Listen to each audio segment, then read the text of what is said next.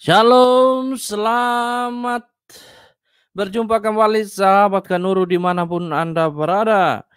Saya teramat senang bersuka cita kembali lagi menyapa sahabatku sekalian yang mendengarkan siaran ini dengan setia bahkan telah menantikan dengan cukup lama. Baik, pada kesempatan kali ini kita akan mengungkap secara bersama-sama dengan melihat alasan-alasan yang menyebabkan banyak Muslim berpaling kepada Tuhan Yesus. Ini adalah sebuah hasil penelitian beberapa orang yang dilakukan dari berbagai belahan dunia.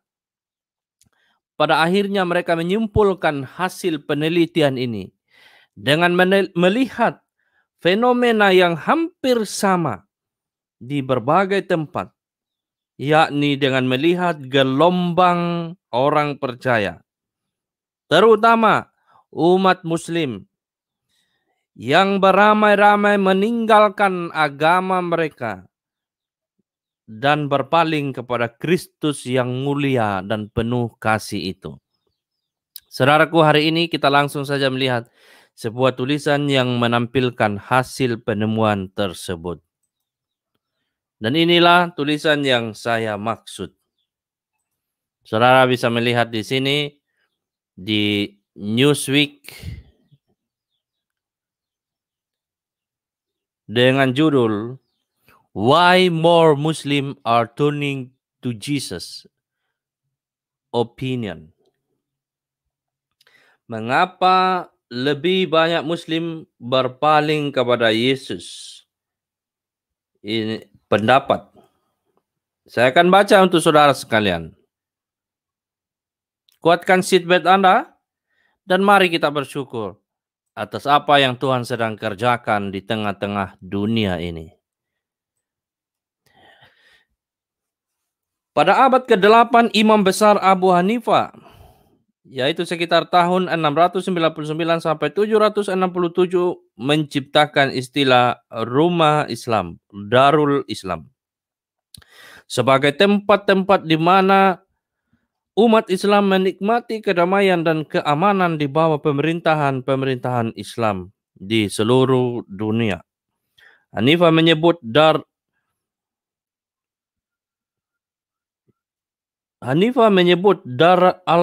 Dar al-Harb atau rumah perang. Saya tidak tahu maksud dari istilah Dar al-Harb ya. Lalu kemudian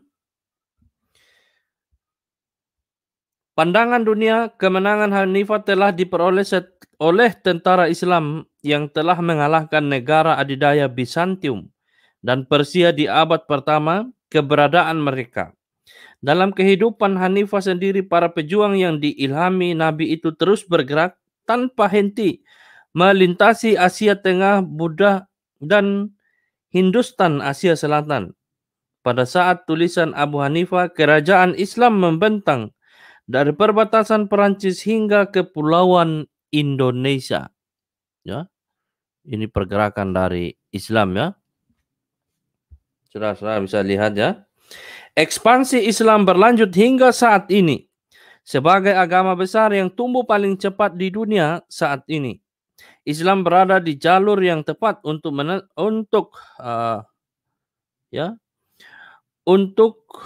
berada di jalur yang bertentangan dengan kekristenan sebagai agama terbesar di dunia pada tahun 2050. Ini sebuah prediksi ya, seperti yang kita sudah bongkar pada beberapa waktu lalu, hasil dari Pew Research pada tahun 2017 sebelum fenomena-fenomena baru ini terjadi. Lanjut, saya dan istri telah menghabiskan sekitar 30 tahun sebagai misionaris evangelis yang terlibat di dalam dunia Muslim, hidup di antara Muslim di Timur Tengah dan Asia Selatan. Tuhan memberi kami kasih tersendiri untuk umat Muslim, dan kami telah menemukan mereka menjadi orang yang ramah, masuk akal, orang yang cinta damai, namun sangat menentang Injil Kristen. Alasan utama untuk ini ditemukan dari akar Islam. Jadi kedua pasangan ini mereka telah menghabiskan 30 tahun sebagai misionaris di berbagai belahan dunia, dan mereka menemukan fakta-fakta yang menarik bahwa memang kita harus akui ya, orang Muslim banyak yang sangat ramah. Kita harus akui itu. Jangan kalian semua membayangkan orang-orang yang hanya berteriak Allahu Akbar lalu dar begitu. Tidak. Saya akui di Indonesia kita punya saudara-saudari umat Muslim yang sangat ramah ya, dan mereka juga adalah orang yang sangat masuk akal dalam cara berpikir ya. Kita lihat pemimpin-pemimpin kita adalah orang Muslim, orang-orang hebat ya. Dan kita juga yakin bahwa ada orang-orang damai ya. Hanya saja doktrin pemahaman ini secara objektif kita lihat ya. Hanya saja secara doktrin dan pemahaman mereka tidak sejalan, tidak sepaham dengan kekristenan, saudaraku. Ya? Jadi saudara kita lanjutkan. Sementara banyak agama di mana? Dari sini. Sementara banyak agama menolak doktrin Yesus sebagai Mesias atau konsep Tritunggal, Islam adalah satu-satunya agama besar di dunia yang lahir dengan agama Kristen yang sudah berkembang penuh, yang secara sadar mendefinisikan dirinya dalam pertentangan langsung dengan doktrin inti Kristen, yakni tentang inkarnasi, tentang penebusan, penyalipan, dan tentang kebangkitan. Ini sebagian menjelaskan mengapa Muslim tampak begitu menolak apa yang dilihat oleh orang Kristen sebagai kabar baik dari pesan Injil itu dalam DNA agama mereka. Dan kemudian segalanya berubah. Ya. Kita lihat di selanjutnya. Ini. Itu hampir tidak terlihat pada awalnya. Pada pertengahan 1990-an, saya memiliki beberapa rekan barber yang merupakan mantan Muslim. Tetapi rekan kerja seperti itu jarang saya temui. Kemudian di awal tahun 2000-an, saya menemukan diri saya bekerja bersama sejumlah penginjil Asia Selatan dengan nama-nama seperti Muhammad dan Islam. Semuanya bersaksi tentang perubahan dari sikap religius mereka sebelumnya. Rekan kerja saya yang bekerja di seluruh penjuru dunia Muslim lainnya menyuarakan pengalaman serupa, yakni ketika mereka bekerja bersama dengan para mantan Muslim yang kini telah bergabung dalam upaya misionari penginjilan yang mereka lakukan di Afrika Barat, di Iran, di beberapa republik Asia Tengah, Bangladesh, India, dan Indonesia. Sesuatu sedang terjadi, bahkan ketika kekristenan semakin berkurang di banyak negara wilayah barat dan menghilang dari akarnya di sebagian besar timur, angin bertiup melalui House of Islam. Kita lihat di bagian ini. Pada akhir dekade pertama abad ke-21, laporan perpindahan besar-besaran Muslim ke agama Kristen muncul di banyak sudut. Mengingat fakta bahwa pindah agama dari Islam adalah sebuah pelanggaran besar di banyak komunitas Muslim tradisional, laporan tentang gerakan substansial ini patut mendapat perhatian. Ya, kita tahu bahwa pindah dari Islam masuk ke Kristen itu punya konsekuensi yang sangat serius. Itu bisa kehilangan nyawa.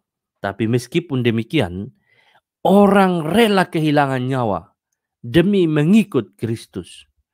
Bukan Indomie, bukan mie instan, saudaraku, yang membuat mereka rela menjual nyawa demi mengikut Kristus. Kalau ada orang yang berkata, wah, orang masuk Kristen karena Indomie, itu enggak sebanding dengan penderitaan yang mereka alami ketika dikucilkan oleh komunitas, dibenci oleh keluarga, ditinggalkan oleh istri, ditinggalkan oleh suami, ditinggalkan oleh anak, atau diusir oleh orang tua, atau diusir dari kampung, ya, tidak sebanding dengan mie instan, saudara.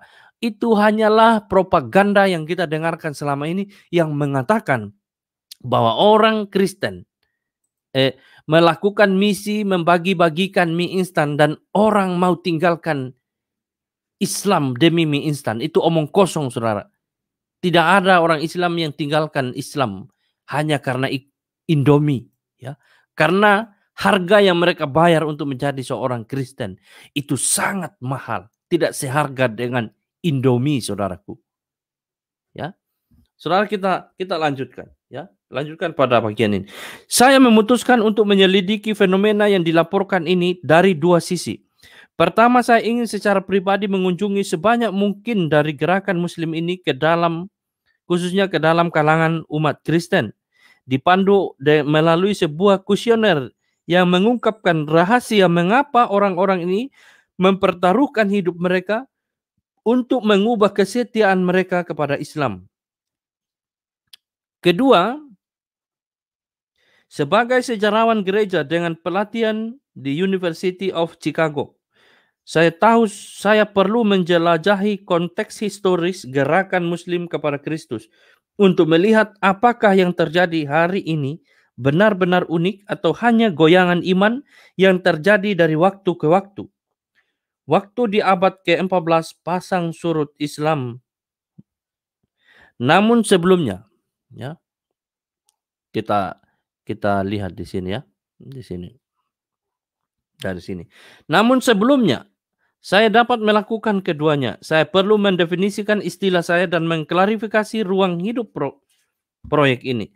Saya memutuskan untuk tidak fokus kepada perpindahan Muslim secara acak dan individu ke dalam agama Kristen. Akan tetapi pada unit sosial yang lebih besar, yakni gerakan. Saya mendefinisikan sebuah gerakan sebagai setidaknya 1000-an Muslim dari komunitas etnolinguistik tertentu yang tidak hanya mengaku beriman kepada Yesus sebagai Kristus dan Tuhan, tetapi secara sukarela telah menunjukkan iman itu melalui tindakan mereka untuk dibaptis, sesuatu yang dapat membuat mereka dikucilkan dari komunitas mereka atau bahkan kematian secara fisik. Saya menekankan sifat sukarela dari gerakan-gerakan ini berbeda dengan beberapa kejadian seperti sejarah Muslim, di mana orang-orang itu dipaksa untuk, ya, dibaptis selama Requista Katolik.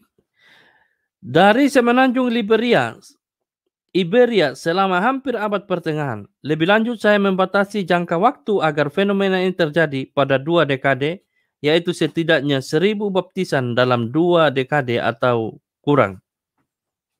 Kita langsung di sini, saudara.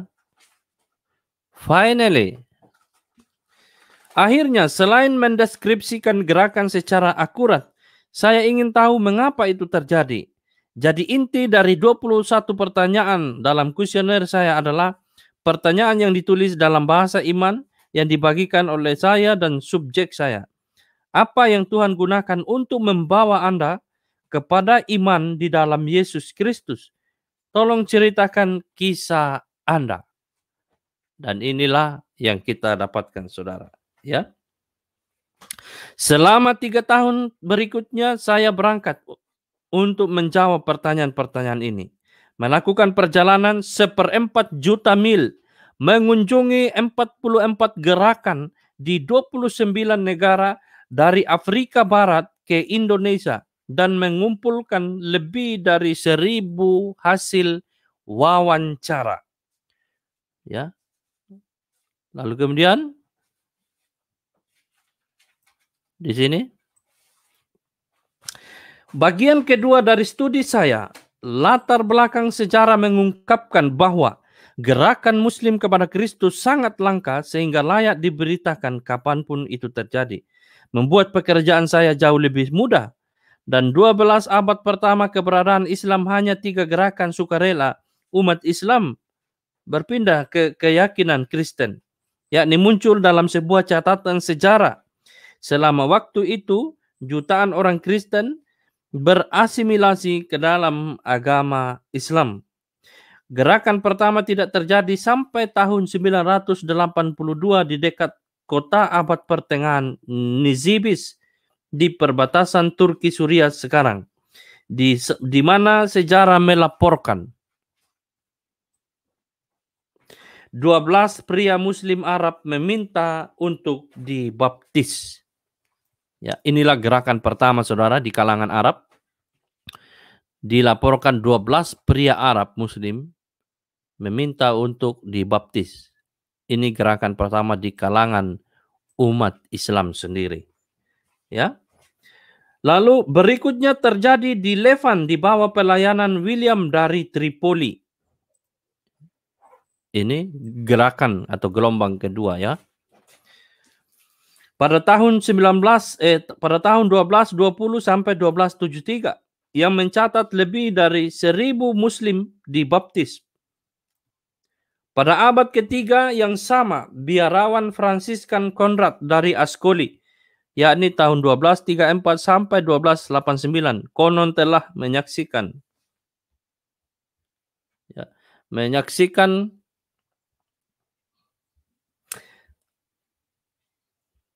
6. Kita lihat di bagian sini, ya. Kita lihat di bagian sini. Kemudian ada lebih dari 5 abad, yakni dari tahun 1300 sampai 1850, kemajuan Islam melalui Ottoman dan Golden Horde di Asia Tengah. Selama itu tidak ada satupun gerakan Muslim sukarela yang berpaling kepada Kristus yang tercatat di berbagai belahan dunia manapun. Karena kita tahu pemerintahan Ottoman begitu keras, ya, sehingga hampir tidak ada gerakan perpindahan orang Muslim kepada kekristenan pada waktu itu. Ya. Nah, baru kita lihat di sini, ya. Dari sini, ya. Baru pada akhir abad ke-19 dengan pelayanan Sadrak Supranata Indonesia. Nah, saudaraku, ini oleh Sadrak Supranata. Saudara-saudara harus membaca kisah Sadrak Supranata, seorang penginjil kontekstual di Pulau Jawa yang memperkenalkan konsep penginjilan secara kontekstual. Dia mengadopsi budaya Jawa di dalam ia menjelaskan Injil. Tetapi waktu itu oleh gereja-gereja di Indonesia dan oleh pemerintah Belanda menganggap bahwa gerakan pelayanannya itu adalah sesat hanya karena dia memakai konsep-konsep lokal, ya. Jadi ini sudah bisa cek di sini. Itu sekitar tahun 1835 sampai 1924. Ya, kita melihat sebuah terobosan yang menghasilkan, ya, ini hasil dari pelayanan Sadrak Supranata, menghasilkan sekitar 10.000 sampai 20.000 Muslim yang berpindah kepada kekristenan dengan gaya khas Indonesia, hasil dari pelayanan secara kontekstual, saudaraku. Ya, nah. Dan gerakan kedua terjadi di Abisinia, di mana seorang Sheikh Zakarias, yaitu pada tahun 1845 sampai 1920, dengan berpindahnya 7.000 rekan Muslim menjadi Kristen dan bersedia untuk dibaptis. Ini sejarah perpindahan Muslim kepada Kristen, saudara. Sejarah ini perlu kita ketahui, ya. Nah, pada paruh abad ke-20 mendapati kemajuan Injil di kalangan Muslim terganggu karena 2 perang, depresi besar dan kebangkitan komunisme tak bertuhan di sebagian besar Asia. Kemudian sekali lagi di Indonesia sebuah gerakan menerobos dengan sekitar 2 juta Muslim dibaptis antara tahun 1967 sampai 1971. Abad ke-20 diakhiri dengan 10 gerakan lagi di tempat-tempat yang sangat beragam seperti di Albania. Ini gerakan-gerakan perpindahan, saudaraku. Terjadi di Albania, di Aljazair, di Azerbaijan, di Bangladesh, dan juga di Iran. Ya, kita sekarang di sini. Ini fin de siècle, lonjakan gerakan mengatur panggung untuk abad ke-21. Pada akhir survei saya pada tahun 2013, gerakan yang baru lahir muncul di seluruh dunia muslim dengan 69 gerakan besar-besaran berkembang. Laporan dari peneliti misi lain menunjukkan bahwa lonjakan pergerakan ini terus berkembang hingga saat ini. Ya. Di paragraf selanjutnya, bahwa gerakan muslim kepada Kristus yang belum pernah terjadi sebelumnya secara historis terjadi di zaman kita tidak lagi dipertanyakan. Yang tersisa adalah memahami mengapa ini terjadi. Ya. Pada tahun 2014, buku saya A Wine in the House of Islam mencoba menjawab pertanyaan itu. Menarik, dari ratusan wawancara, buku tersebut mengungkapkan apa yang mungkin disebut sebagai waktu ini sebagai fullness of time, waktu kepenuhan, fullness of time bagi gerakan muslim menuju kepada Kristus. Inilah fullness of time, waktu pemenuhan akan janji di mana umat muslim berpaling kepada Kristus, saudaraku. Sebagaimana janji kepada Abraham bahwa anak-anak cucu Abraham akan diberkati, yakni ketika mereka kembali kepada Kristus, ya, sang juru selamat yang lahir dari garis keturunan Ishak. Ya. Tidak ada faktor soliter. Tidak ada faktor soliter yang dapat menjelaskan perubahan yang belum pernah terjadi sebelumnya saat ini. Alih-alih ini tampaknya menjadi sebagai terjadi melalui berbagai faktor yang menghasilkan iklim yang matang untuk terjadinya konversi skala besar dan meluas. Beberapa faktor ini terkait langsung dengan peningkatan fokus orang Kristen evangelis pada dunia muslim. Kita perhatikan, inilah yang menjadi alasan, saudaraku. Ini menjadi faktor mengapa terjadi, ya, mengapa terjadi pergerakan orang muslim berpaling kepada Kristus. Karena apa? Karena peningkatan fokus para penginjil Kristen terhadap dunia Islam. Ya.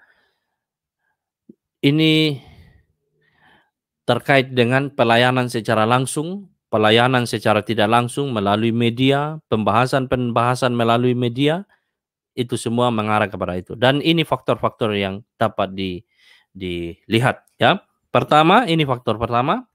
Pertama, melalui peningkatan doa untuk muslim. Peningkatan doa untuk muslim. Itu yang saya katakan, saudara, doa kita untuk keselamatan umat muslim itu punya pengaruh luar biasa, saudaraku. Jangan main-main dengan doa orang Kristen, saudara. Ya. Nah, penulis mengatakan, ya, saya tahu ini mungkin tampak tidak empiris, tidak terukur, tidak terlihat secara nyata, maksudnya ya, tidak empiris. Namun saya tidak dapat menyangkal kebetulan yang luar biasa antara 25 tahun sejarah gerakan doa global untuk muslim yang disebut 30 hari berdoa untuk dunia muslim, dan munculnya 84% dari semua gerakan muslim kepada Kristus yang tercatat dalam 14 abad. Bahkan para skeptis tidak dapat mengabaikan ini. Ya. Para skeptis mereka juga tidak dapat mengabaikan ini. Dan ini hasil dari apa?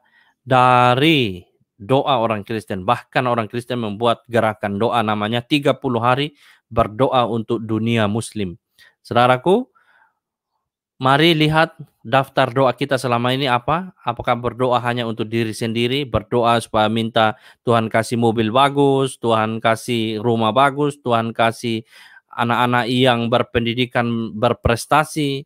Hanya itu saja doa kita. Hari ini ubah Hari ini tambah pokok doa Anda, tidak perlu ubah ya. Tambah pokok doa Anda, doakan keselamatan saudara-saudari Anda di kiri kanan yang beragama Islam, sahabat-sahabat saudara yang beragama Islam, mari bawa mereka di dalam doa. Jangan jadi orang Kristen hanya berdoa untuk kepentingan diri sendiri, tetapi tidak mau berdoa untuk kepentingan saudara Anda yang sedang mencari keselamatan. Ya.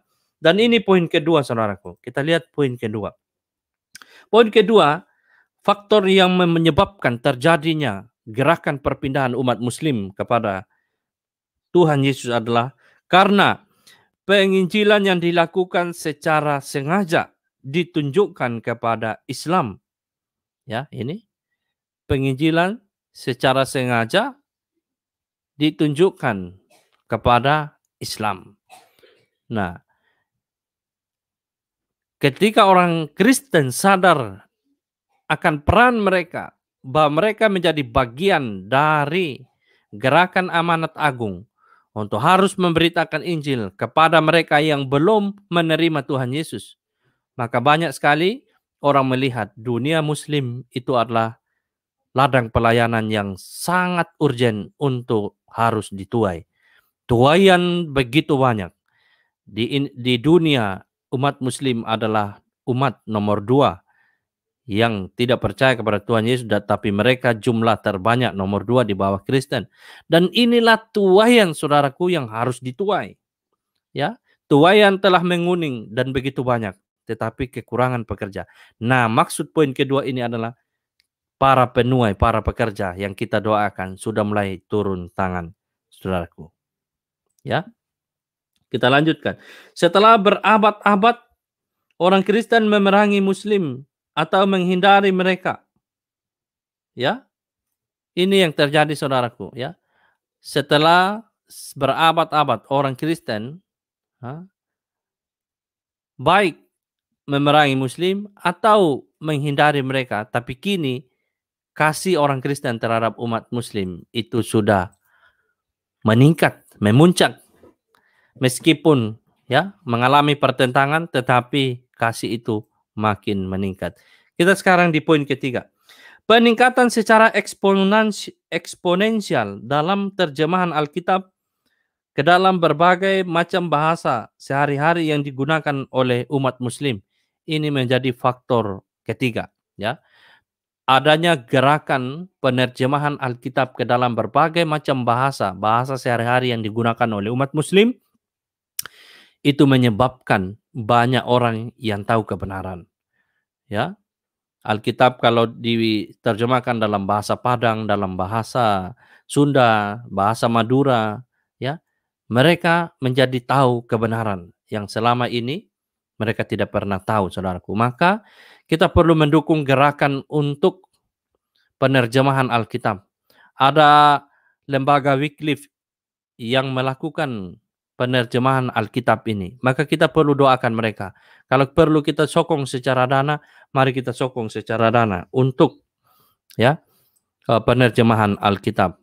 Nah, kita lanjutkan. Faktor terkait lainnya adalah bagian dari faktor terkait lainnya bagian dari ini istilah ini agak sulit saya terjemahkan. Bagian dari desa global abad ke-21 yang muncul dengan ini. Desa global abad 21 yang muncul dengan ini. Ini yang penting yang teman-teman harus lihat. Ya, ini gara-gara kehidupan di abad 21 yang berbeda jauh dengan abad-abad sebelumnya. Yaitu masalah apa? Karena internet, ya, internet ini masalah besar, saudaraku. Tetapi ini adalah peluang besar bagi kita. Karena pelayanan secara internet, menggunakan internet, karena televisi, satelit, dan radio. Ini punya pengaruh besar, saudara. Suku-suku yang tidak terjangkau di pedalaman melalui pelayanan radio, maka siaran pemberitaan Injil itu sampai ke mereka. Saya pernah ada di sebuah pedalaman suku Dayak, dan di sana saya melihat suku itu, mereka suka mendengarkan radio. Radio itu dibawa di kebun-kebun mereka gantungkan. Karena memang radio itu menggunakan solar panel, yang sudah tersemat di sana, dan mereka mendengarkan radio dan siaran-siaran, bahkan termasuk siaran-siaran Kristen di dalamnya. Ya, ini masih efektif untuk saat ini di beberapa tempat. Tapi di tempat lain, internet, pelayanan secara satelit, televisi, itu sangat berpengaruh. Faktor kedua adalah diaspora global.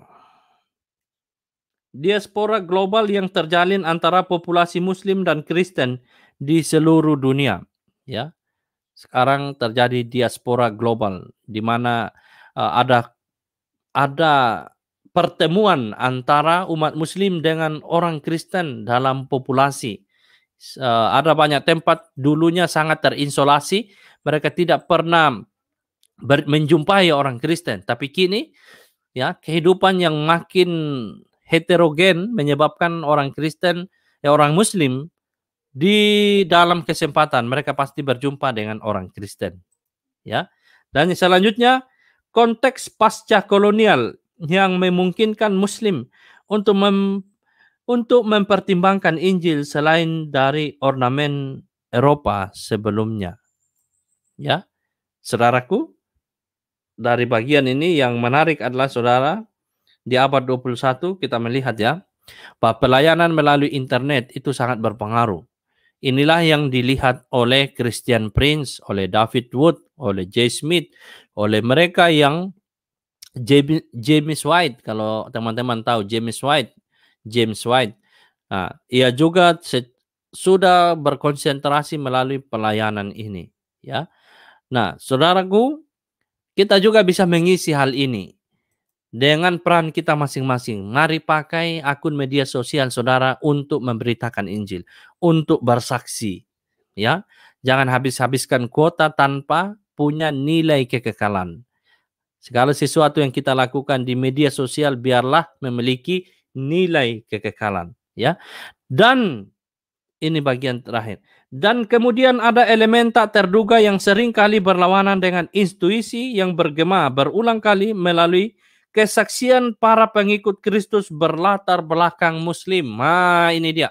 Ya, ini dia faktor yang tak kalah pentingnya adalah oleh karena kesaksian mereka yang berlatar belakang Muslim itu punya pengaruh saudaraku. Maka kesaksian-kesaksian yang saudara lihat di channel Pak Yusuf Mandubulu itu punya pengaruh besar saudara. Perhatikan di channel itu.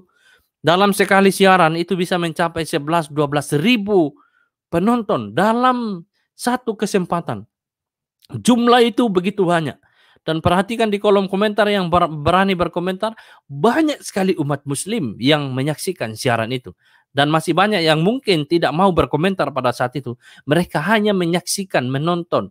Ya, mereka menonton, mereka menilai, menguji, ya, dan bahkan mereka mungkin menerima konfirmasi bahwa mereka juga pernah mengalami pengalaman-pengalaman supranatural, sehingga secara diam-diam mereka telah memutuskan untuk menjadi pengikut Kristus, saudaraku. Ya, jadi bagi saudaraku yang berlatar belakang Muslim, jangan pernah takut untuk bersaksi. Ya, Kanuru bersedia untuk menerima saudara. Jika saudara mau untuk bersaksi di channel Kanuru, silahkan tinggalkan di komentar. Saya akan mengaturnya agar saudara bisa bersaksi di channel Kanuru dan kesaksian saudara dapat didengar, dilihat oleh banyak orang. Ya. Nah, saya terkejut. Katanya di sini, saya terkejut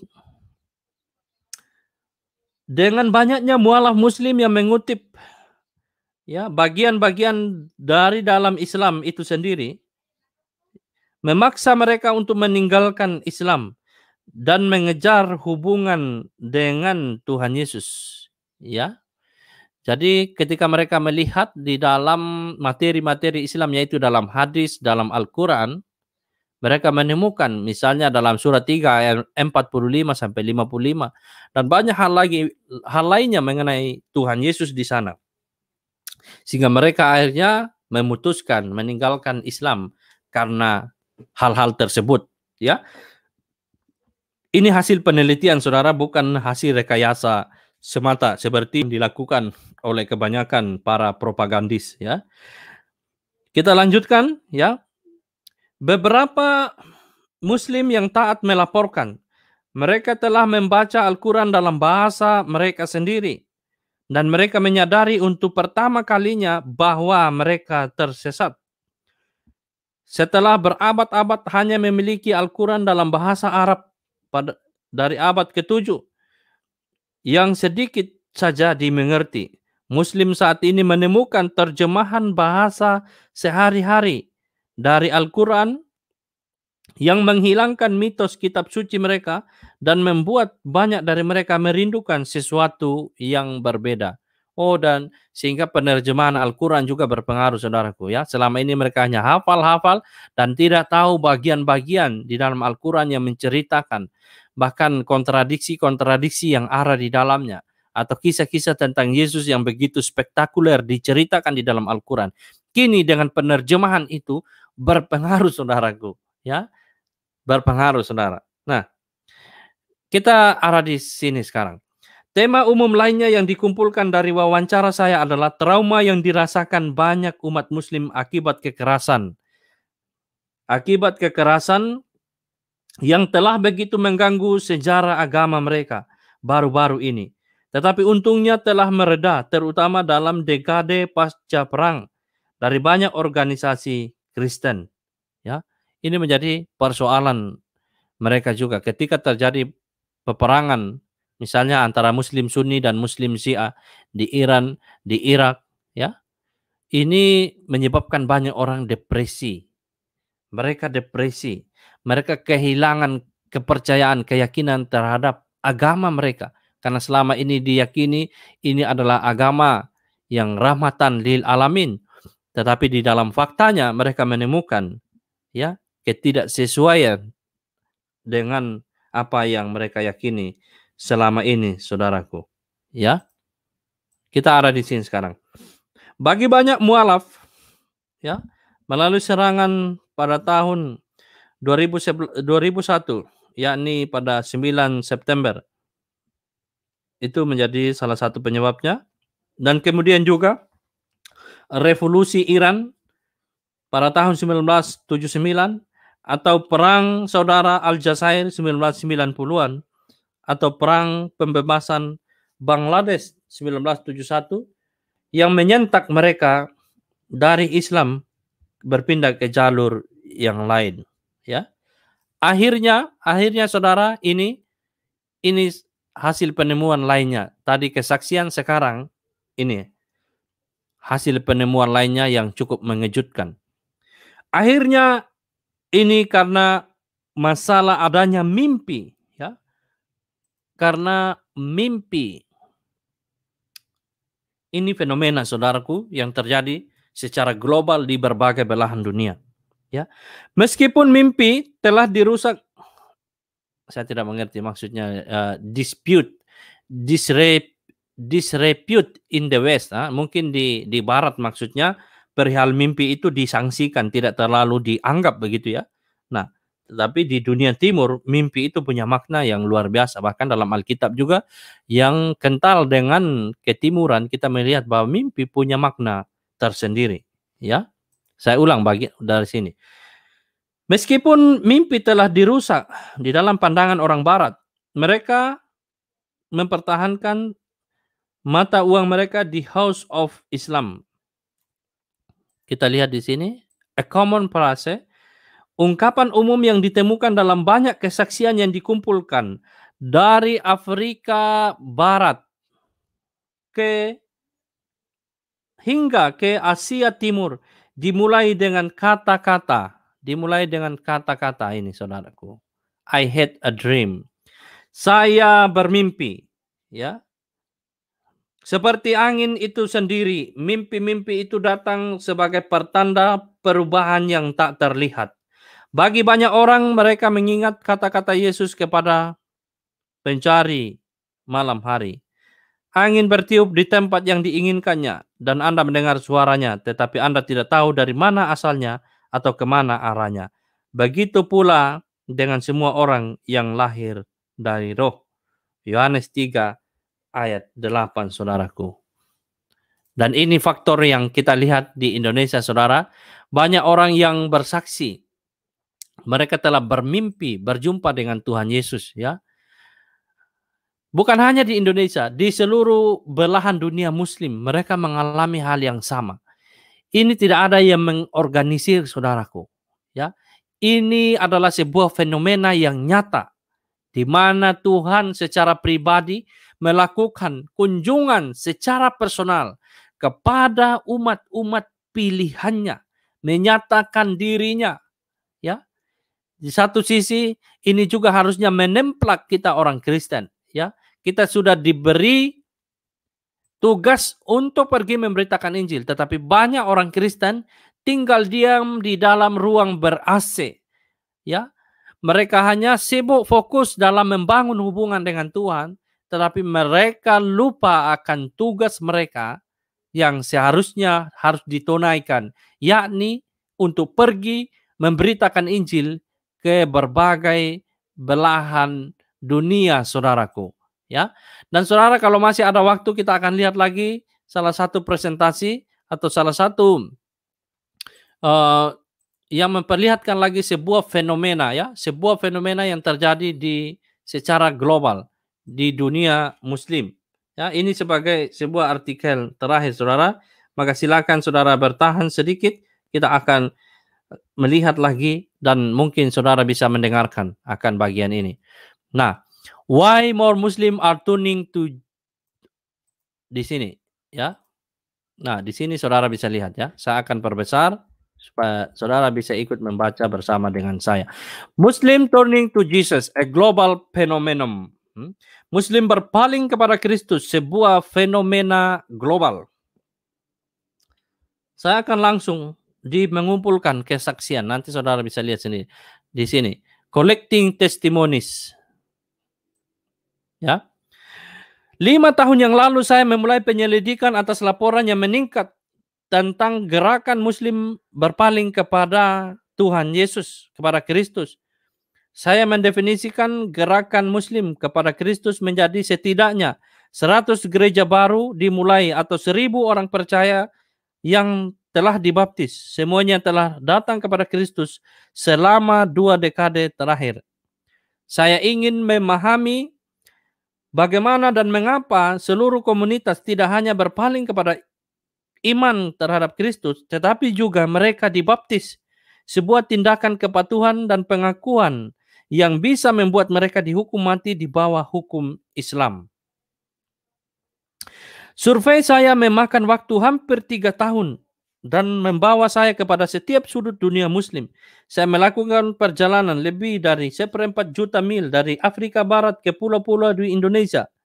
Dalam prosesnya saya mengunjungi 44 gerakan, masing-masing dengan lebih dari 1.000 orang berlatar belakang Muslim yang percaya kepada Yesus yang telah dibaptis sebagai sebuah tindakan menentang dari iman mereka. Ya, dengan bantuan lusinan kolaborator di lapangan, saya dapat mengumpulkan lebih dari 1.000 wawancara dengan pria dan wanita pemberani ini. Dan salah satu kisahnya adalah dari Akbar Al-Masih.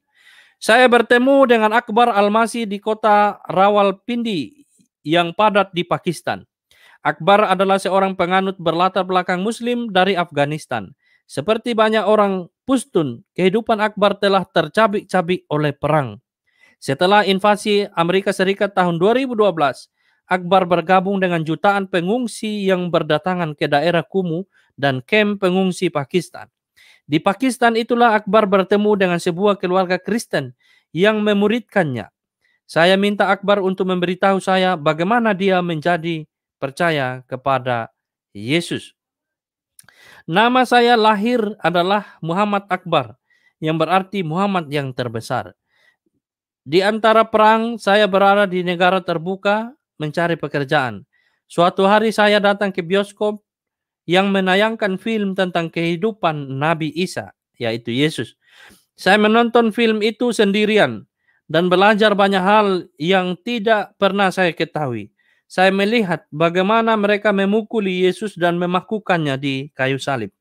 Saya berkata dalam hati, sekarang Isa akan menurunkan api dari surga untuk menghancurkan mereka. Sebaliknya Isa memandang mereka dengan belas kasihan dan berkata, Bapa, maafkan mereka. Mereka tidak tahu apa yang mereka lakukan. Dalam hati saya berkata, itu untuk saya. Saat itulah saya menjadi pengikut Isa dan mengubah nama saya menjadi Akbar Al-Masih. Saudara, ini karena nonton film Tuhan Yesus. Di YouTube saudara ada film namanya I Jesus Film. Nanti saudara bisa lihat di sana ada berbagai macam bahasa, ya. Dan ini yang terjadi dengan Akbar Al-Masih. Ia mengenal Tuhan Yesus karena menonton film Tuhan Yesus. Pada akhirnya ia melihat ketika Yesus disiksa sedemikian rupa. Dia berharap setelah itu Yesus dalam konsep dia seorang nabi yang punya hubungan direct kepada Tuhan. Ia akan menurunkan api dan memusnahkan mereka yang menghina dan menghukumnya atau memukulinya. Tapi yang terjadi justru Kristus berkata dengan penuh belas kasihan kepada orang-orang itu, Bapa, ampunilah mereka sebab mereka tidak tahu apa yang mereka perbuat, saudara. Ya, berbeda dengan nabi yang lainnya, ya. Nabi yang lainnya kalau dihina, kalau dinista, wah, akibatnya fatal, saudara. Tetapi Kristus membuktikan kasihnya begitu besar dan luar biasa, saudara. Ya, saudara, kita lanjutkan. Pertanyaan inti dari antara daftar yang telah saya tanyakan kepada mereka adalah, apa yang Tuhan gunakan untuk membawa Anda kepada iman terhadap Tuhan Yesus? Tolong ceritakan kisah Anda. Hari Natal menemukan saya di Tandu Afrika, duduk di lantai dengan 20 pemimpin dari komunitas Muslim kuno. Saya mendengarkan dengan tidak percaya ketika mereka mengatakan kepada saya tentang penemuan mereka bahwa Isa Al-Masih atau Yesus Kristus adalah Tuhan di antara mereka. Satu-satunya jalan keselamatan. Ya. Ayo, saya berkata dengan tidak percaya. Berapa banyak dari Anda yang telah dibaptis? Saya tahu bahwa tindakan komitmen ini memisahkan pengikut Yesus biasanya dari pengikut yang sebenarnya. Yang mengejutkan saya, 19 dari 20 pemimpin mengangkat tangan. Ya, salah satu dari mereka tertawa dan menunjuk ke satu tangan yang belum terangkat. Dia akan dibaptis minggu depan. Bayangkan saudara, ini adalah 20 pemimpin Muslim kuno. Ya, ini yang juga terjadi di Ethiopia, saudara. Seorang sahabat pernah bercerita bahwa di sana terjadi suatu fenomena yang luar biasa ketika para syekh Muslim itu berjejer, berbaris antri untuk dibaptis, ya, saudara. Dan ini kisah lainnya yang saya dengar, yang saya baca hari ini, ya. Dan kita sekarang ada di sini. Keesokan harinya setelah Syekh bernama Hasan menceritakan kisahnya kepada saya, seorang penginjil Afrika memberikan saya Injil Perjanjian Baru dalam bahasa Arab. Karena Injil dalam bahasa Arab, bahasa Tuhan, saya tahu itu pasti benar. Jadi saya mulai membacanya. Malam itu Hasan bermimpi, saya melihat menara yang tinggi. Saya terusik melihat seorang pria dengan kapak membelah menara. Ketika saya melihat lebih dekat, saya melihat bahwa pria itu adalah saya. Kejutan mimpi itu membangunkan Syekh dengan panik. Saya mengalami mimpi yang sama 3 kalinya, katanya. Keesokan harinya saya menemukan penginjil yang telah memberi saya Injil. Apa arti mimpi itu? Aku menuntutnya sebuah jawaban. Dia menatapku dan tersenyum. Anda akan memenangkan banyak syekh untuk percaya kepada Yesus. Itulah jawaban mimpi Syekh Hasan.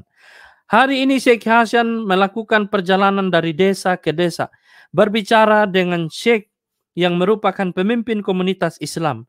Sejauh ini katanya kepada saya telah membimbing 400 syekh kepada iman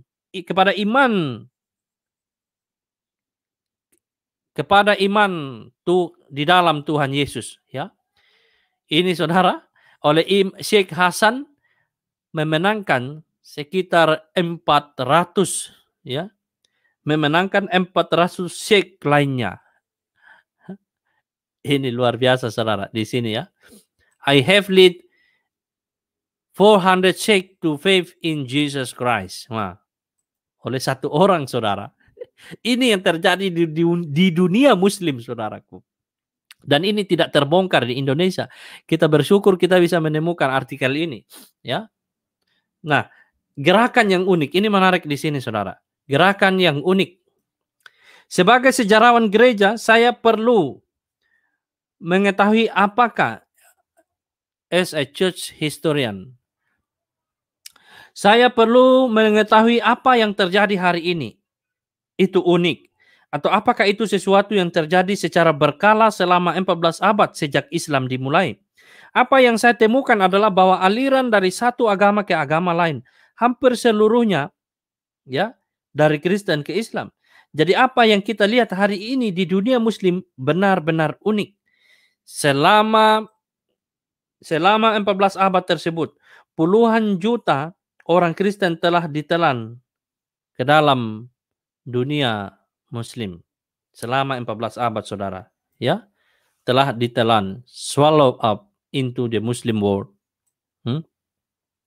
Sebagian besar pejuang yang mendiami kelompok-kelompok seperti ISIS, Al-Qaeda, dan Hamas, semuanya memiliki nenek moyang yang berasal dari lubuk hati susunan Kristen. Ya, semuanya sebenarnya ini mereka memiliki leluhur orang Kristen, saudara. Ya, saudara dengar, Irak itu adalah wilayah pelayanan Rasul Paulus. Ya, Injil sudah diberitakan di sana. Tetapi ketika ekspansi Islam, mereka semua beralih ke dalam Islam, ya. Dan kini mereka melakukan penyiksaan terhadap orang-orang Kristen yang mana itu adalah agama leluhur mereka sebenarnya, saudara. Ya, jangan lupakan sejarah, saudara, itu wilayah-wilayah yang sudah dikuasai oleh orang-orang percaya pada waktu itu, tetapi karena ekspansi Islam, akhirnya mereka dipaksa dan mungkin ada yang secara sukarela masuk ke dalam Islam pada waktu itu. Nah, kita ada di sini sekarang. Ya. Hanya ada 5 gerakan muslim ke Kristen sebelum abad ke-20. Tetapi hanya dalam 12 tahun pertama abad ke-21 kami dapat mendokumentasikan 69 gerakan muslim berpaling iman mereka kepada Kristus dan bersedia untuk dibaptis di dalam Kristus Yesus.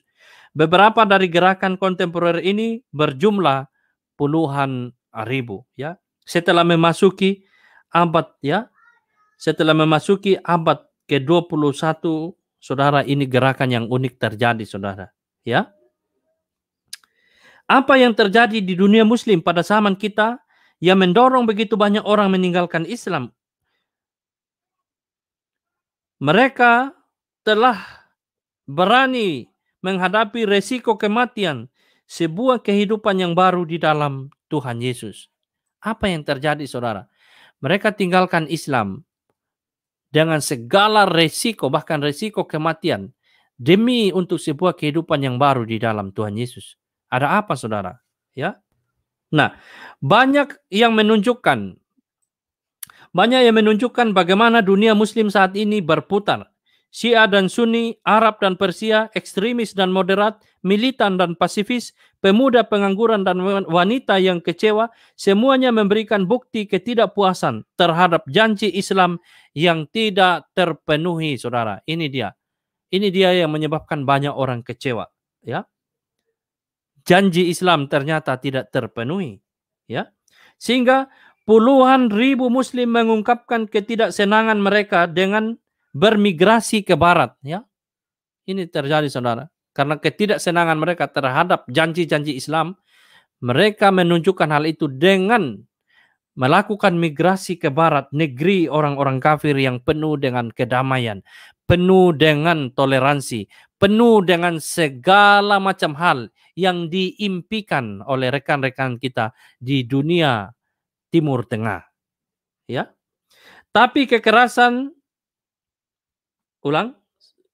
yang lainnya memicu gerakan di negara mereka sendiri melalui apa yang disebut musim semi Arab. Tapi kekerasan dan kekacauan bukanlah hal baru di dunia Muslim. Sejarah mereka penuh dengan itu. Apa yang berbeda hari ini, saudara? Kita dengar ini yang berbeda hari ini. Dari kisah Amal. Amal adalah seorang gadis Muslim Arab berusia 23 tahun dengan senyuman yang dapat menerangi sebuah ruangan. Persahabatannya dengan keluarga Kristen muda membuatnya beriman kepada Yesus Kristus. Amal segera membagikan keyakinan barunya kepada ibunya. Setelah itu ibu Amal berkata, "Aku harus membunuhmu karena hal ini." Amal tercengang. Amal meninggalkan rumah dan mendapat pekerjaan di sebuah hotel resort. Namun bosnya mencoba memerasnya dengan imbalan bantuan seksual, mendorongnya untuk melarikan diri lagi. Ya, ditolak oleh ibunya karena ia beriman kepada Kristus. Kini ia lari dan bekerja, tetapi bosnya melakukan sebuah pelecehan secara seksual. Ya, ini terjadi di dunia Arab, saudara. Dan semua pekerja kita yang dari Indonesia mengalami hal yang sama. Meskipun mereka adalah orang Muslim, tapi pelecehan seksual terjadi di sana terhadap mereka. Ya. Beberapa tahun kemudian, saya menemukan Amal bersembunyi di sebuah rumah pasangan Muslim yang baik hati. Keesokan harinya saya memberi Amal sebuah perjanjian baru dan bertanya-tanya apa yang dapat saya bagikan dengan saudari ini yang imannya telah membuatnya kehilangan begitu banyak hal. Ya, karena imannya menyebabkan ia kehilangan begitu banyak hal. Saya tidak perlu bertanya-tanya lama. Dengarkan ini, kata Amal. Ya. Waspadalah terhadap laki-laki. Mereka akan menyerahkan Anda ke dewan lokal dan mencambuk Anda ketika mereka menangkap Anda. Jangan khawatir tentang apa yang harus dikatakan. Tentang apa yang harus dikatakan atau bagaimana mengatakannya. Pada saat itu, Anda akan diberi apa yang harus Anda katakan. Karena bukan Anda yang berbicara, tetapi roh Bapa Anda yang akan berbicara melalui Anda. Ya. Oh, jadi ini adalah perkataan dari orang yang datang kepada Amal dan membacakan Matius 10 ayat 17 sampai 20. Ini untuk menguatkan Amal, saudara. Ya. Mata Amal berkaca-kaca. Mata Amal berkaca-kaca. Dia tahu, serunya. Yesus tahu. Bagi Amal itu sudah cukup. Yesus tahu di mana dia berada. Apa yang akan dia temui dan hadapi. Serta bahwa dia atau Yesus itu akan selalu bersamanya. Ya. Amal yakin ketika membaca perjanjian baru, saudara, bahwa Kristus bersamanya. Selama berabad-abad orang Kristen telah berperang melawan tentara Muslim, baik Arab atau Ottoman atau sama sekali menghindari kontak dengan populasi Muslim. Bahkan selama era ekspansi kolonial Barat, misionaris sering ditekan untuk menghindari potensi konflik dengan Muslim. Dan sebaliknya diinstruksikan untuk membawa pesan Injil mereka ke komunitas yang tidak terlalu agresif. Ya, saudaraku, kalau di Indonesia sering berkata orang Belanda itu adalah penjajah yang membawa Injil. Itu keliru, saudara. Ya, VOC itu adalah sebuah bisnis korporat. Mereka sama sekali tidak punya keinginan, kerinduan untuk membawa Injil. Yang membawa Injil adalah misionaris. Orang Belanda sendiri yang tidak tergabung di dalam VOC. Mereka hanya menumpang kapal-kapal VOC datang ke Indonesia untuk membawa berita Injil. Ya, dan Belanda melihat itu salah satu keuntungan secara ekonomi bagi mereka ketika menundukkan orang-orang lokal. Ya, tetapi para saudagar ini, VOC ini, sama sekali tidak punya hati untuk membawa Injil. Yang membawa Injil itu adalah orang-orang misionaris yang punya kasih terhadap orang-orang Muslim, terhadap suku-suku lokal yang ada di Indonesia, saudaraku. Jadi tuduhan saudara sangat-sangat tidak berdasar. Ya. Nah, kita di sini. Baru pada akhir abad ke-20 ketika Barat melepaskan kekaisaran kolonialnya, misionaris Kristen mulai mengalihkan perhatian mereka ke dunia Muslim. Keterlibatan baru ini termasuk penerjemahan pesan Injil ke dalam bahasa dan dialek Muslim setempat. Menemukan bahwa banyak Muslim yang buta huruf dalam bahasa mereka sendiri. Misionaris terus maju dengan cara non-melek untuk mengkomunikasikan Injil. Mereka memproduksi video-video seperti film Yesus dan sumber daya berbasis lisan seperti audio Alkitab dan cerita Alkitab dalam bentuk audio. Karena banyak sekali umat Muslim di konteks-konteks tertentu yang tidak bisa membaca, buta aksara, sehingga akhirnya berita Injil itu harus diterjemahkan ke dalam atau harus diproduksi dalam bentuk audio. Alkitab, cerita-cerita diproduksi dalam bentuk audio. Nah, terjemahan sehari-hari ini menerima dorongan eksponensial dengan kedatangan kaset, video, radio, televisi, satelit. Yang terbaru adalah internet dan kemudian karena doa. Ya, ini bagian mengenai doa ini menarik, saudara. Ini adalah doa yang dijawab. 23 tahun yang lalu sekelompok orang Kristen mulai berdoa untuk Muslim dan Muslim selama bulan Ramadan Islam. Muslim berdoa dan berpuasa selama 30 hari. Seringkali meminta Allah untuk berbicara kepada mereka selama waktu itu. Hari ini gerakan doa 30 hari. 30daysprayer.com. Nanti saudara bisa kunjungi situs ini ya. Menghitung ratusan ribu pejuang doa Kristen yang setia berseru kepada Tuhan atas nama 1,7 miliar umat Muslim di dunia. Mereka meminta Tuhan untuk mengungkapkan kepada mereka kebenarannya. Apakah kebetulan bahwa 82% dari semua gerakan Muslim kepada Kristus dalam sejarah terjadi selama 23 tahun yang sama? Doa umat Tuhan tidak sia-sia, saudaraku. Ya, ini bukan suatu hal yang terjadi begitu saja, saudara. 80% kegerakan yang terjadi ini tidak terjadi begitu saja selama 23 tahun. Ini karena apa? The prayer of God's people are not in vain. Ya, doa orang-orangnya Tuhan, orang-orang beriman tidak sia-sia, saudaraku. Maka saudara, mari kita berdoa, saudara, untuk rekan-rekan Muslim. Itu penting sekali. Lagi-lagi di artikel ini setuju bahwa karena doa banyak umat Muslim berpaling kepada Kristus. Ya, saudara, kita lihat di sini. Apa yang kita lihat hari ini di dunia Muslim sungguh unik. Ya, faktor-faktor lain yang Tuhan gunakan untuk membawa gerakan Muslim saat ini kurang intuitif, namun sama pentingnya dalam kesaksian Muslim yang menjadi faktor mereka percaya kepada Kristus. Faktor-faktor yang berlawanan dengan intuisi kita ini ditemukan di dalam Islam itu sendiri. Para mualaf berbicara tentang kebencian mereka terhadap kekerasan yang merasuki komunitas mereka. Yang lain membandingkan kehidupan Muhammad dengan kehidupan Yesus. Menemukan di dalam Yesus seorang yang mencerminkan cita-cita yang bergema jauh di dalam hati mereka. Mungkin yang paling mengejutkan dalam kesaksian ini adalah peran Al-Quran itu sendiri, saudaraku.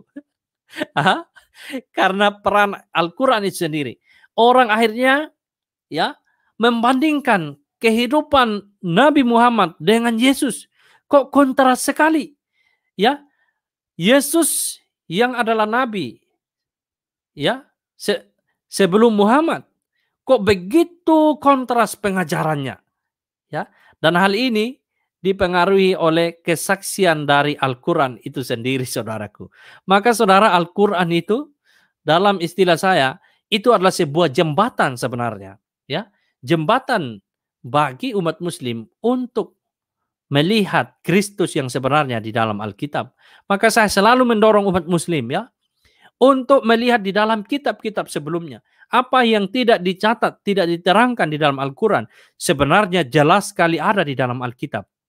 Kalau mereka mau meletakkan dulu asumsi mereka yang percaya bahwa Alkitab sudah dipalsukan, kitab-kitab itu sudah dipalsukan. Dan itu sebuah klaim yang sangat terapu karena mereka tidak pernah menemukan Injil yang asli, ya. Kalau benar-benar sudah diubahkan, loh kok Tuhan tidak berkuasa untuk menjaga, memelihara firman-Nya sebagaimana yang Ia lakukan terhadap Al-Quran? Bagaimana mungkin Tuhan yang sama bisa menjaga Al-Quran, tetapi tidak bisa menjaga Injil, tidak bisa menjaga Taurat, tidak bisa menjaga Sabur. Ya, maka saudara-saudara Muslim kalau berpikir kritis, saudara harus segera meninggalkan asumsi itu dan membaca Alkitab, membaca kitab-kitab Injil, membaca kitab Taurat. Ya, nah kita ada di sini sekarang. Meskipun Al-Quran memiliki kekuatan dan daya pikat yang hampir ajaib bagi umat Islam, Al-Quran tetap menjadi buku yang hampir tidak dapat dipahami, diselimuti oleh bahasa Arab pada abad ke-8. Bahasa yang hanya sedikit dipahami.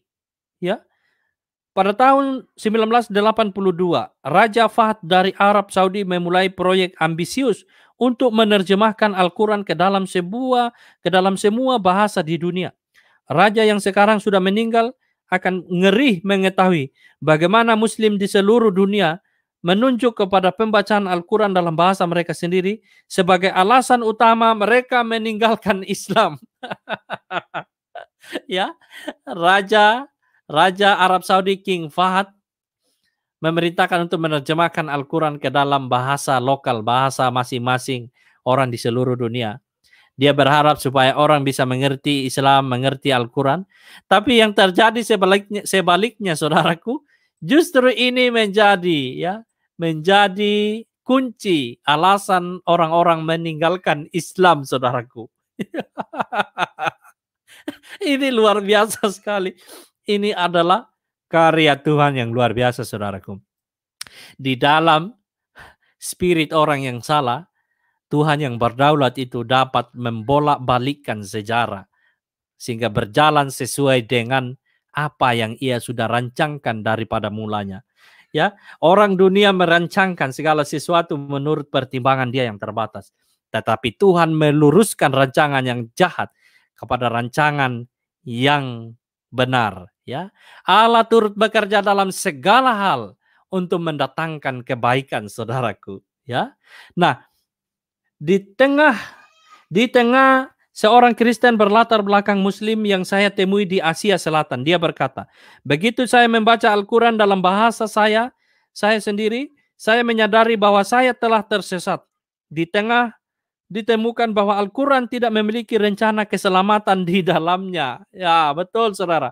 Ya, ketika mereka membaca Al-Quran dan mengerti, karena membaca dalam bahasa mereka sendiri, mereka menemukan bahwa ternyata di dalam Al-Quran tidak ada rencana keselamatan di dalamnya, ya.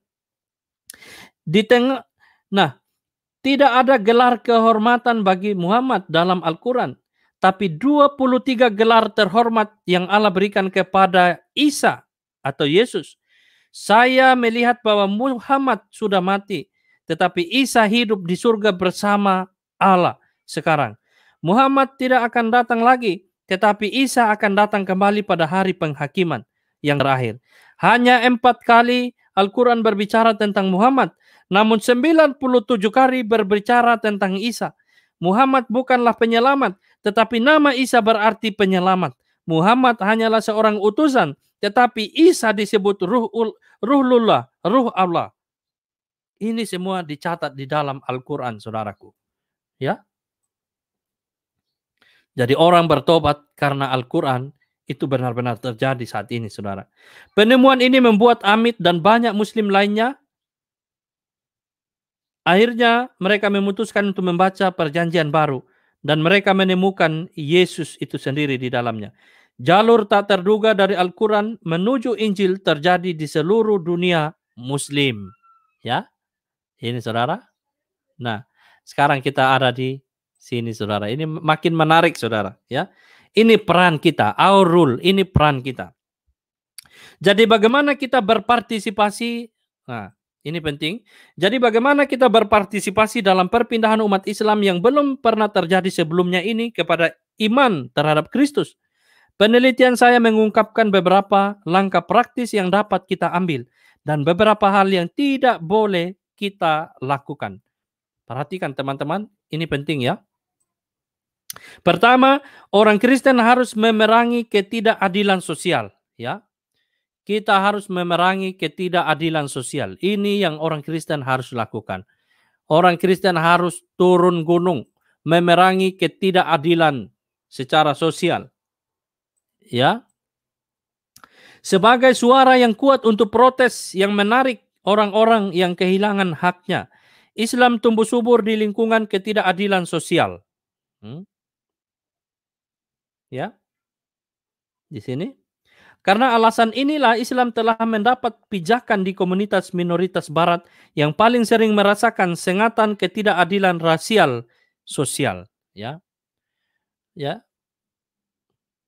di sini. Ya.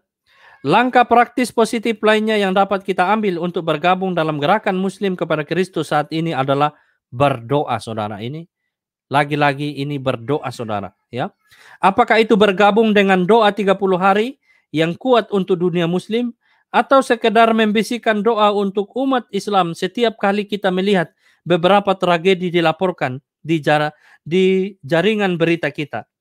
Ketika kita berdoa, kita memajukan kerajaan Kristus di antara umat Islam. Kita juga harus mendukung penjangkauan Injil yang efektif kepada Muslim. Terlepas dari kekerasan dan pergolakan yang kita lihat di banyak penjuru dunia Muslim saat ini.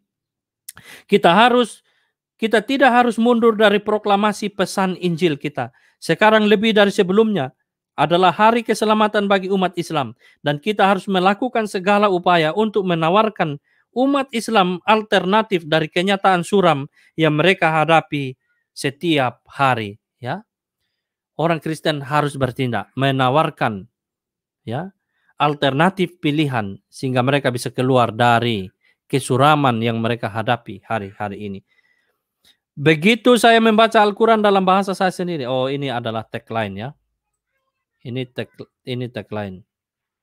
Once I read the Quran in my own language, I realized I was lost. Nah, kita sudah ada di yang bagian terakhir, saudara. Akhirnya kita bisa merayakan fakta bahwa Tuhan membawa dunia Muslim kepada pintu kita daripada takut atau menentang Muslim yang telah datang ke kota-kota kita. Kita dapat bersuka cita atas kesempatan untuk melayani mereka dalam nama Yesus dan berbagi dengan mereka alasan harapan yang kita miliki di dalam kita. Ya, saudaraku, ini adalah kata terakhir pesan penulis kepada orang-orang Kristen di Barat agar mereka bersyukur bahwa mereka tidak lagi keluarkan sumber daya yang begitu besar untuk pergi ke dunia Islam. Kini dalam situasi yang mereka hadapi di dunia mereka, dipaksa untuk mereka datang ke dunia Barat. Dan itu adalah satu kemudahan bagi orang Kristen yang sungguh-sungguh tahu perannya. Kini orang Kristen mengetuk pintu-pintu gereja mereka untuk mereka mendapatkan konfirmasi kebenaran. Kebenaran yang selama ini tidak pernah mereka dengarkan, tidak pernah mereka lihat. Maka saudaraku, saya mendengarkan banyak sekali, ya, saya melihat banyak sekali komentar di sini, banyak yang berkata bahwa langkah yang sebenarnya terjadi di dunia Barat saat ini, banyak sekali umat Islam yang merupakan imigran itu, mereka tinggalkan Islam, masuk beramai-ramai menjadi orang Kristen. Kenapa? Karena mereka begitu kaget ketika mereka sampai di dunia Barat. Ternyata tidak sama dengan propaganda yang disampaikan selama ini. Mereka mendengarkan propaganda yang berkata bahwa orang Barat itu hidupnya porno. Orang Barat itu tidak tahu adab. Orang Barat itu hidupnya jorok. Orang Barat itu najis. Tetapi apa yang terjadi ketika mereka sampai di dunia Barat? Mereka melihat peradaban kehidupan mereka sungguh-sungguh di atas dari kehidupan orang Islam. Mereka memiliki kedisiplinan. Mereka memiliki kehidupan yang bersih. Mereka memiliki toleransi yang tinggi. Moralitas mereka bahkan jauh lebih tinggi ya daripada apa yang mereka saksikan di dunia Islam, di negara mereka sendiri. Ya, sehingga saudara, dalam kerangka rencana Tuhan, kita dapat mengatakan bahwa gelombang orang Islam berpindah dari negara mereka yang mengalami konflik, lari ke dunia Barat. Ini ada dalam kerangka rencana Tuhan, membawa mereka secara paksa untuk berjumpa dengan orang-orang Kristen. Dan kini penuaian terhadap imigran Timur Tengah yang ada di Barat saat ini sedang terjadi besar-besaran. Ya, orang Kristen benar-benar bersuka cita atas fenomena ini, saudaraku. Ya, dan di lain daripada itu, saudaraku, Jangan lupa bahwa Al-Quran juga punya peranan membawa mereka. Ya, maka saudara, mari kita pakai Al-Quran untuk membawa saudara kita umat muslim untuk melihat kebenaran sesungguhnya. Bahwa Al-Quran sungguh-sungguh menceritakan banyak hal yang tak terduga tentang Tuhan Yesus. Dan ketika mereka mau mencari tahu di dalam Alkitab, kitab-kitab terdahulu, mereka akan menemukan konfirmasi yang sangat jelas. Bahwa Yesus bukan hanya sekedar nabi. Yesus bukan hanya sekedar manusia biasa. Yesus bukan hanya sekedar utusan biasa sama seperti utusan-utusan yang lainnya.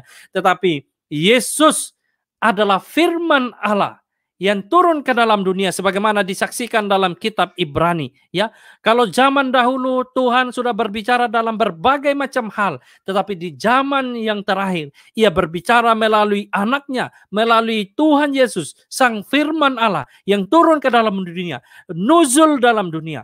Ya, kalau firman itu dapat turun nuzul dalam berupa kitab, maka tidak juga mustahil kalau firman itu dapat nuzul dalam berupa manusia. Ya, tidak dapat membatasi kuasa Tuhan. Kalau firman-Nya umat muslim percaya nuzul dalam berupa tulisan, dalam berupa wahyu yang turun ke dalam dunia, bahkan dikatakan Quran itu punya ya kopian. Ya. Lalu apa susahnya bahwa firman Allah itu, firman Tuhan, Davar Elohim, ya, kalimatullah itu turun ke dalam dunia dalam rupa manusia.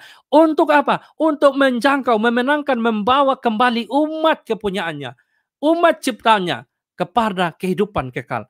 Ini adalah serius. Dosa manusia itu begitu serius sehingga Tuhan sampai harus melakukan satu langkah serius untuk menyelamatkan umatnya. Ya, ini adalah langkah yang serius, langkah terakhir yang dilakukan oleh Tuhan untuk menyelamatkan umatnya, saudaraku. Maka umat muslim yang mendengarkan siaran ini, bertobatlah saudaraku. Bertobatlah, terimalah Tuhan Yesus. Ia adalah Tuhan yang dapat mengubahkan saudara. Selama ini mungkin saudara kehilangan harapan, kehilangan pegangan, bahkan kehilangan keyakinan terhadap agama. Karena apa yang dijanji-janjikan oleh agama ternyata saudara menemukan. Ya, kedamaian tidak ada. Banyak keluarga-keluarga Islam hancur berantakan. Mereka kawin cerai. Anak-anak mereka menjadi korban dampak dari perceraian. Ya, kehilangan sukacita dan lain sebagainya. Tetapi saudara, lihatlah saudara. Ketika saudara mengikuti pengajaran Kristus, saudara akan menemukan aliran sungai sukacita, aliran sungai damai sejahtera yang dapat mengubahkan hidup saudaraku.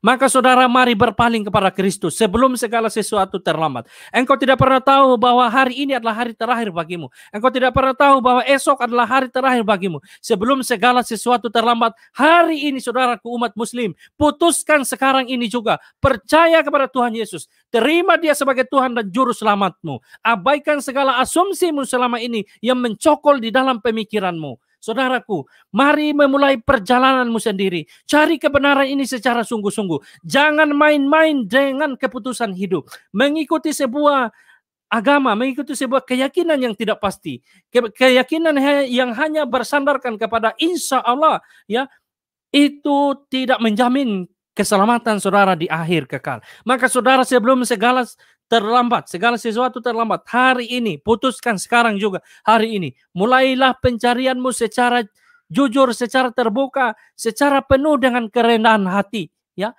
mulai pencarianmu. Kalau selama ini engkau ada dalam keraguan-raguan, sekarang langkah waktu yang tepat untuk saudara segera memulai perjalananmu sendiri.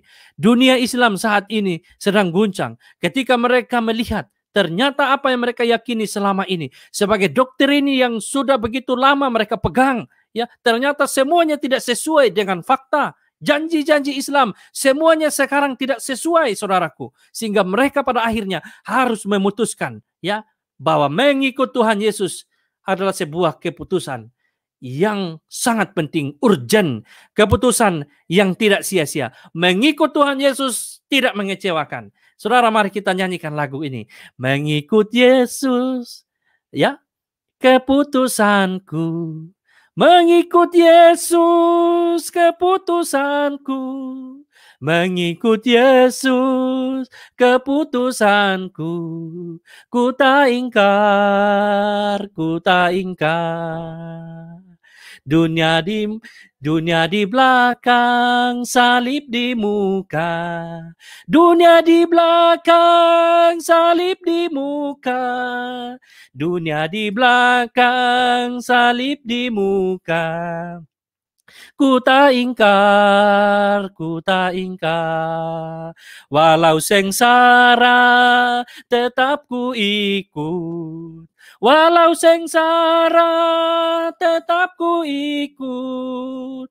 Walau sengsara tetap ku ikut.